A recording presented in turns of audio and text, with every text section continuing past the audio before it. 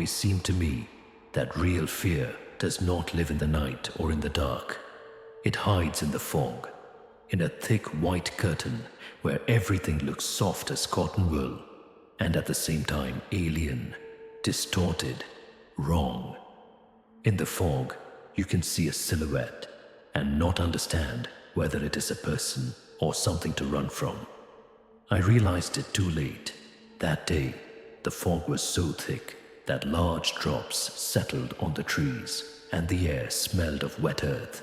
I was driving home along an old road through a village that had long been considered abandoned.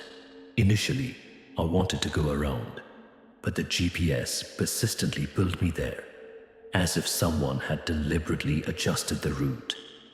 The radio was hissing. The headlights barely penetrated the white suspension. No cars, no people, just my lonely Skoda stuck in the damp air. I noticed a dark figure on the side of the road when it was too late. The man stood with his head turned away, as if peering into the forest. Without moving, I slowed down, more out of surprise. He was strange, tall, thin, and wearing a long coat that hung like skin on a skeleton. He stood straight as a stick, his arms at his sides, and did not react. "Hey, do you need any help?" I shouted from the window. There was no response, only the mist slowly enveloping the figure. I was about to leave when the man turned his head, slowly, jerkily, as if he hadn't moved his neck in a long time. The face, if it was a face, it looked blurry. It was like I was looking at him through a glass covered with water. Only the eyes, dark, round, and shiny, were too clearly visible. He tilted his head even more, to an almost impossible degree. I stepped on the gas. After a couple of minutes, the road was completely lost in a milky white veil. I couldn't see any houses or signs anymore, just vague shadows. My phone stopped catching the network. An error lit up on the dashboard. GPS signal loss. I was driving almost blindly, albeit slowly. But the strangest thing was that the fog seemed to be moving. He swirled around the ground, converged and diverged, as if he were breathing. And periodically dark spots flashed in it, silhouettes. It seemed to me all the time that someone was walking next to the car, not lagging behind. I accelerated as the fog grew thicker. He was slowing down. It seemed that someone was approaching. I knew I was starting to panic. And then, like a razor in my eyes, the headlights of an oncoming car flashed on. I exhaled. At least someone is alive. But when he got closer, I realized that it wasn't a car. It was the light. Just two light sources moving at the level of the headlights. They didn't illuminate the fog. They just burned in it. And they were not walking along the road, but above the ground, right at me. I swerved sharply to the side. The wheels skidded on the wet asphalt. The car turned around, and the engine stalled. The light disappeared. The fog became quiet, to an eerie, dull, oppressive silence. I sat there, breathing heavily, feeling the cold, humid air seep into the cabin. I couldn't start the car. The starter was clicking like a frozen person's teeth. And then I heard a sound, a rustle, to the left, in the fog. It was as if something heavy and soft was being dragged along the asphalt. Then, on the right, from behind, around, I could almost feel myself being surrounded. "I've blocked the doors." He gripped the steering wheel. He listened. A rustle, the rattle, the first quiet steps, and then the blow. Strong, dry, on the back window. The second one is on the other side. The third one was right next to me, on the hood, as if someone was testing the metal with short strokes. I screamed, "Go away! Do you hear? Go away!" The answer was a soft, prolonged scratching on the driver's window, like nails or a bone. I couldn't stand it and looked. A face hovered in the fog, just a few centimeters from the glass. It was clear now. The mouth is too wide, reaching to the ears, and the lips are almost absent. The skin resembles wet paper sticking to the skull. Her eyes were huge, shiny, and lidless, and a smile. Creepy, unnatural. The creature put his palm against the glass. The fingers are long, thin, and jointed, like an insect. The creature tilted its head, then another one, then more, until she was almost lying on my shoulder, and it smiled harder. I didn't even think about it. I hit the door with my shoulder, threw it open, and rushed into the fog. I was running. I didn't know where to go.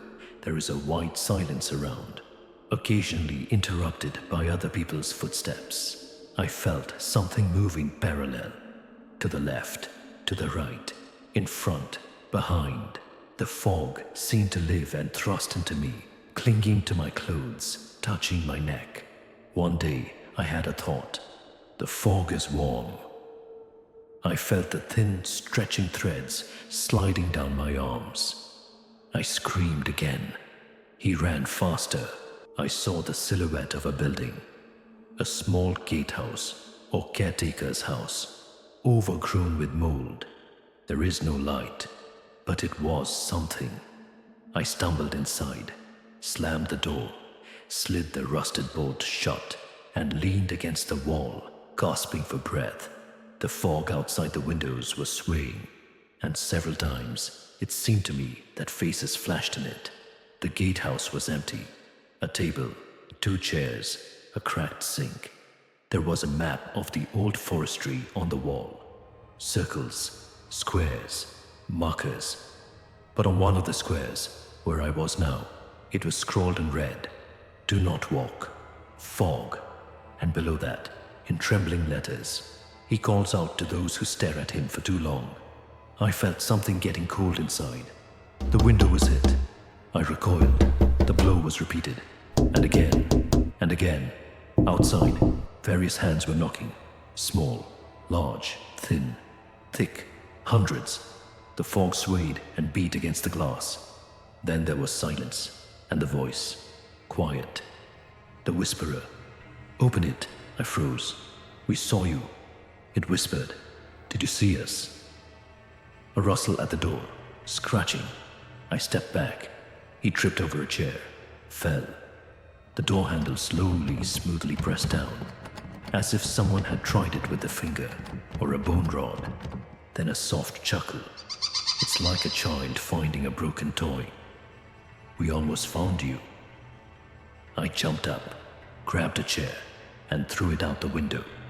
The glass shattered. I jumped out, hit the wet ground, and ran. It seemed that the fog had become dark, thick, and moving. I heard footsteps behind me, fast, uneven.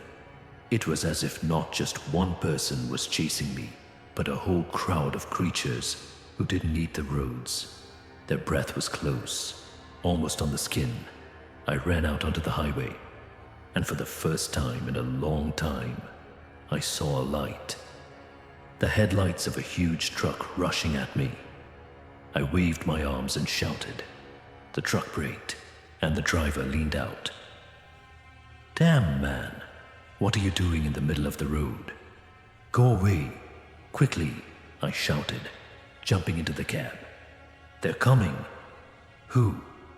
He didn't finish his sentence. Dozens of silhouettes appeared in the fog behind them, tall, bent, and whitish. The faces are blurred, but the eyes are black, brilliant. They stood and watched. The fog was shaking. The driver turned pale and took off. The car jumped onto the highway, and only after 10 kilometers, the white drizzle began to dissipate. I was shaking so much that I couldn't speak. What was that?" the driver asked.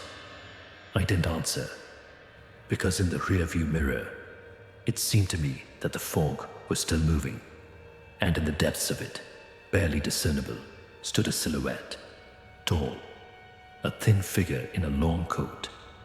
He tilted his head, and he smiled. I didn't go back there. Never. But sometimes, very late at night, when the wind brings the smell of damp earth, I wake up to the feeling that a whitish veil fills everything outside the window, and someone is standing in it, watching. He's waiting. Because one day I saw him for too long, and the fog does not forget those who are watching.